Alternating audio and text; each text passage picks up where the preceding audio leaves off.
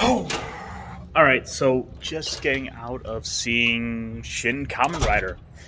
Uh, yeah, no, that was exciting. Ooh.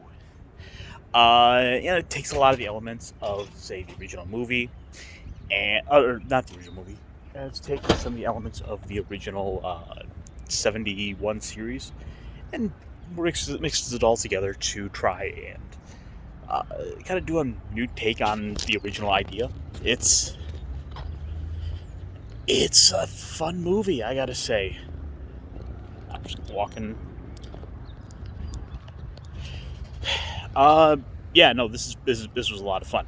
It jumps right into the action from the offset, like with not Ichigo, Takeshi, Hongo, as we're basically immediately thrown into him on the run from the forces of Shocker, and and wow, what a bit of bloody goodness! Like, holy crap! The movie starts out, and he's being chased by a bunch of these forces of the Shocker, and they're like really cool looking like villain with like a spider helmet, and like as you find out he has like six arms. But as Takushi Hongo is fighting him, and he has the female interest with him that they're on the run from, when he gets into the fight, he just is beating people so hard, blood is going everywhere. Like, it looked like a grindhouse movie for a couple times, where it was doing this kind of weird, like, artsy fartsy at moments, black and white bit. And yeah, as the movie goes on, it doesn't really take a whole lot of time to stop and slow down too much, because it's quickly kind of moving on from, okay, well, we fought this guy, now let's move on, we have to fight the next force of Shocker. uh yeah, so you're just kind of thrown at, I think, about four or five different villains as he is as he's beating them to a bloody pulp. This was a lot of fun. uh and it's a movie that you don't necessarily need to be familiar with the franchise, because it kind of throws itself at you to where you can just kind of jump into this movie and go. You're getting a hero who is, you know, I mean, translates the Masked Rider. He's this like mysterious masked fighter who's out to stop the evil forces of Shocker, and you're like, all right, let's see him beat the next guy. This was this was pretty fun. I'm still kind of processing it a bit. Uh, you do eventually get a second Kamen Rider. Uh, Ichi Manji, I forget his name. And you get the two of them fighting off with one another, and the new guy just kicks the older one's ass. But eventually he's also like under the mind control from Shocker, so they have to eventually get him cleared away.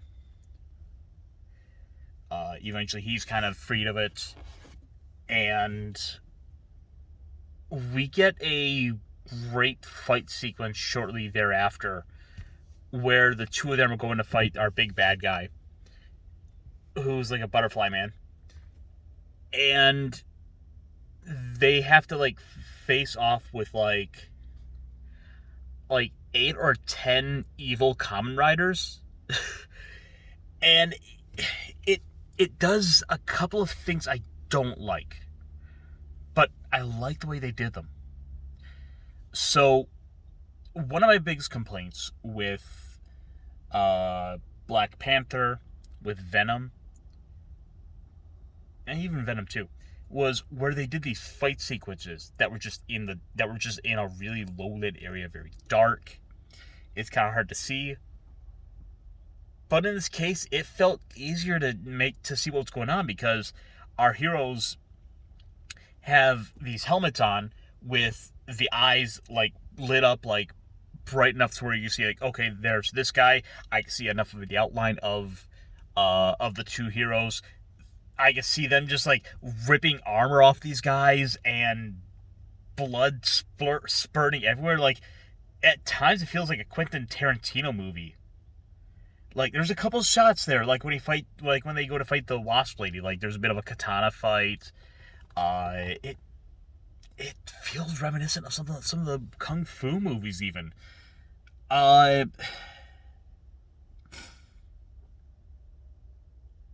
anyway, one of the other problems I had with the movie was kind of the final fight got really shaky, where they're fighting and it's you're like, no, come on. I I wish you could kind of clean this up a little bit. I wish this was a little easier to kind of see. I could tell what's going on, but I could see how some people might get nauseated watching this fight. Sinuses. Uh, yeah, no, this was a lot of fun. You don't really need to have a whole lot of foreknowledge of, well, what is Kamen Rider. Honestly, just kind of go into this and watch. Uh, yeah. By the way, hilariously, in the original show, whenever the forces of Shocker, whenever your monster was defeated, it would like they would kind of superimpose like soap suds over them because that was a kind of notoriously cheap show, so they had to do a way to kind of do some special effects. There was a lot of in-camera work, a lot of neat stuff there that they play with that this movie this movie kind of pays homage to. Uh, and yes, we get, of course, the famous Kamen Rider song. We get it at the very start. We get it with the closing. This was good. I like it.